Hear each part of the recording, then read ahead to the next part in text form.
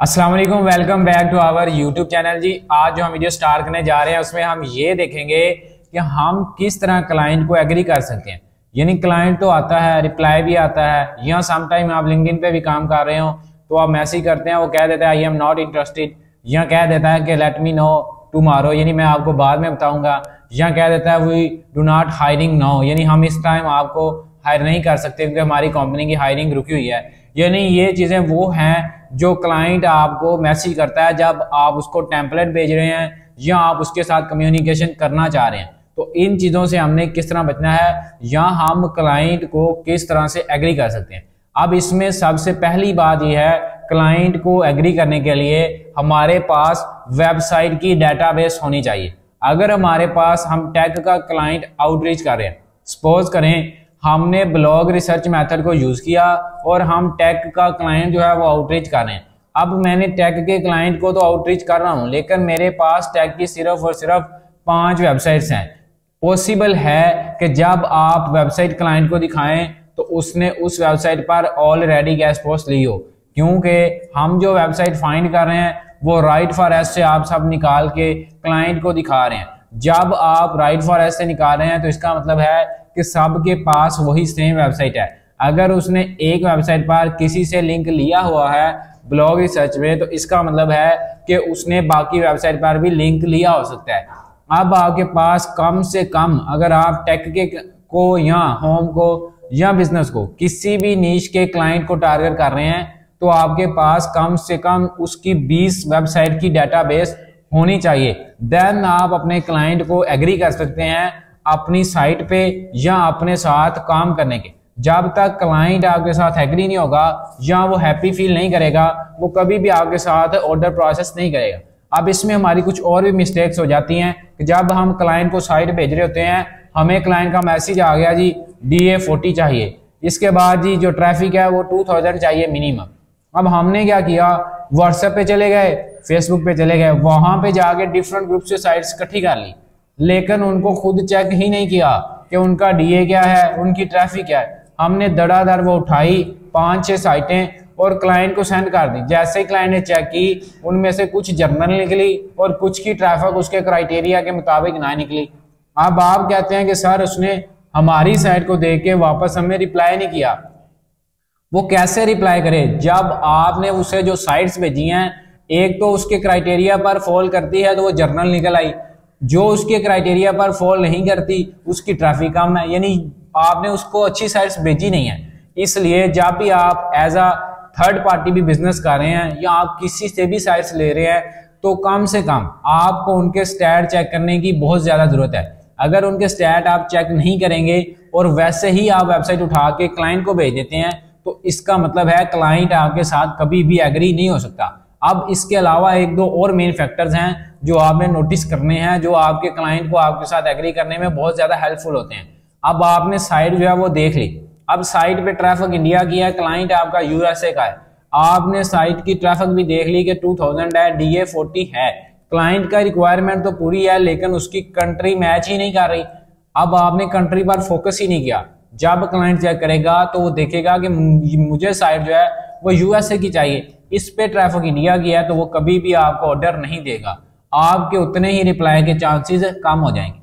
अब यहाँ पे एक और चीज आती है, अगर आप स्टार्टिंग में अपने जो ब्लॉग रिसर्च कर रहे हैं या आप लिंक्डइन पे काम कर रहे हैं या आप कीवर्ड्स के जरिए क्लाइंट निकाल रहे हैं या आप कोई भी मेथड क्लाइंट हंटिंग का यूज कर रहे हैं और आपने साथ उसको एज अ सैंपल कुछ साइट सेंड कर दी है, अब आपने उन साइट को अच्छे तरीके से चेक करना है कि क्लाइंट की नीश के रेलिवेंट होनी चाहिए।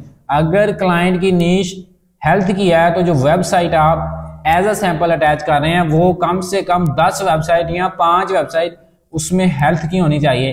बाकी कुछ 4-5 जर्नल ऐड कर दें, लेकिन वो भी लिखें कि these are journal, they also allow health portion, यानी वो आपको हेल्थ पोर्शन भी अलो करती हैं। आपने कभी भी क्लाइंट को एग्री करने के लिए या क्लाइंट को अपने साथ काम पे मनाने के लिए ये मिस्टेक अगर करेंगे तो क्लाइंट आपके साथ कभी भी बात नहीं करेगा, वो हमेशा आपको इग्नोर कर देगा। इसके अलावा अगर आप लिस्ट भेजते हैं तब भी क्लाइंट आपको क्या कर देता है, इग्नोर करता है। जब आपको ऐसे क्लाइंट का मैसेज आ जाए जो आपको ये कह दे कि I am not interested yet, आपने क्या रिप्लाई करना है। या आपको ऐसे क्लाइंट का मैसेज आ जाए जिसने आपको कह दिया कि मैं करंटली हायरिंग नहीं कर रहा, इन फ्यूचर मैं आपको हायर कर सकता हूं, तो आपने उसको रिप्लाई क्या करना है। ये बहुत इंपॉर्टेंट फैक्टर्स हैं जो आपको जानने बहुत जरूरी हैं। सबसे पहले अगर किसी का आई एम नॉट इंटरेस्टेड आता है तो कभी भी उसको ओके या थैंक्स या साउंड गुड कह के खत्म नहीं करना। अगर उसका ये मैसेज आ गया तो इट्स ओके, आप उसके साथ कम्युनिकेशन स्टार्ट कर सकते हैं as a friend, as a brother.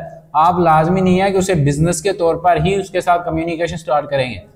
इसी तरह आप उसे पता क्या कहेंगे, आप उसे कहे ओके थैंक्स, ठीक है कह दिया आपने, अब आप उसे कहें कि क्या मैं आपके साथ कम्युनिकेशन में रह सकता हूं, मेरे सम क्वेश्चंस हैं अबाउट एसईओ जो मैं आपसे पूछना चाहता हूं। और गोरा आपके क्वेश्चन के आंसर करने में बहुत ज्यादा इंटरेस्टेड होता है और बहुत ज्यादा खुशी फील करता है।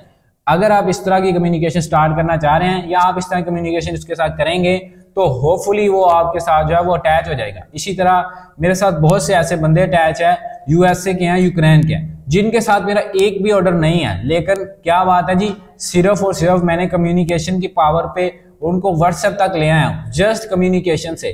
कोई ऑर्डर कंप्लीट नहीं है, वैसे ज्यादा फ्रेंड मेरे से बात कर लेते हैं, मुझे एसईओ में किसी भी चीज की समझ ना आ रही हो मैं उनसे पूछ लेता हूं, या कभी भी मेरा कोई क्वेश्चन हो तो मुझे फौरी आंसर करते हैं। इसी के साथ जो है वो कभी उनको किसी चीज की जरूरत पड़ जाए तो फिर उनके नेटवर्क में जो सबसे ज्यादा करीब होता है वो उसी को अप्रोच करते हैं। आप सपोज करें कभी उनको एसईओ की सर्विसेज या कभी उनको कंटेंट राइटिंग या गेस्ट पोस्ट की सर्विसेज की नीड होती है तो सबसे पहले मुझे वो वेबसाइट सेंड करता है कि क्या ये आपके नेटवर्क में या आपके पास अवेलेबल है।